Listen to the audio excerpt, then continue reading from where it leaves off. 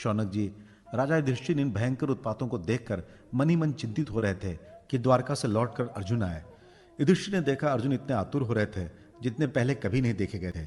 मुंह लटका हुआ है, कमल सरीखे नेत्रों से आंसू बह रहे हैं और शरीर में बिल्कुल कांति नहीं है। उनको इस रूप में अपने चरणों में पड़ा देखकर युधिष्ठिर घबरा गए। देवर्षि नारद की बातें याद कर कर उन्होंने सुहृदों के सामने अर्जुन से पूछा। युधिष्ठिर ने कहा, भाई, द्वारकापुरी में हमारे स्वजन संबंधी मधु, भोज, दशार, आर, सात्वत, अंधक और विष्णुवंशी यादव कुशल से तो हैं। हमारे माननीय नाना शूरसेन जी प्रसन्न तो हैं। अपने छोटे भाई समेत मामा वासुदेव जी तो कुशल पूर्वक हैं। उनकी पत्नियां हमारी मामी देवकी आदि सातों बहिनें अपने पुत्रों और बाहुओं के साथ आनंद से तो हैं।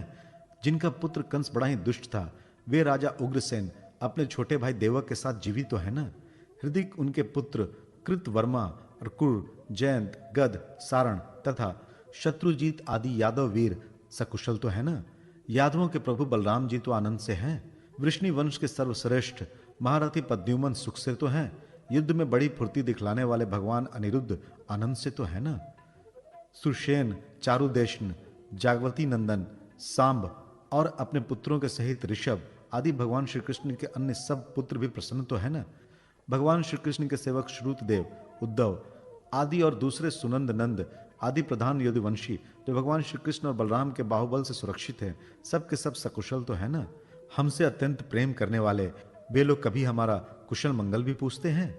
भक्त वत्सल ब्राह्मण भक्त भगवान श्री कृष्ण अपने स्वजनों के साथ द्वारका की सुधर्मा सभा में सुखपूर्वक विराजते हैं ना। वे आदि पुरुष बलराम जी के साथ संसार के परम मंगल, परम कल्याण और उन्नति के लिए यदुवंश रूप में क्षीर सागर में विराजमान हैं। उन्हीं के बाहुबल से सुरक्षित द्वारकापुरी में यदुवंशी लोग हमारे संसार के द्वारा सम्मानित होकर बड़े आनंद से विष्णु भगवान के पार्षदों के समान विहार कर रहे हैं।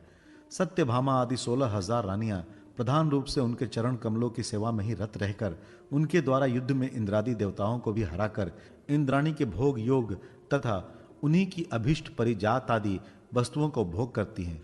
यदुवंशी वीर श्री कृष्ण के बाहुदंड के प्रभाव से सुरक्षित रहकर निर्भय रहते हैं और बलपूर्वक लाई हुई बड़े बड़े देवताओं के बैठने योग्य सुधर्मा सभा को अपने चरणों से आक्रांत करते हैं। भाई अर्जुन, यह भी बताओ कि तुम स्वयं तो सकुशल हो ना। मुझे तुम श्रीहीन से दिख रहे हो। वहां बहुत दिनों तक रहे, कहीं तुम्हारे सम्मान में तो किसी प्रकार की कमी नहीं हुई? किसी ने तुम्हारा अपमान तो नहीं कर दिया?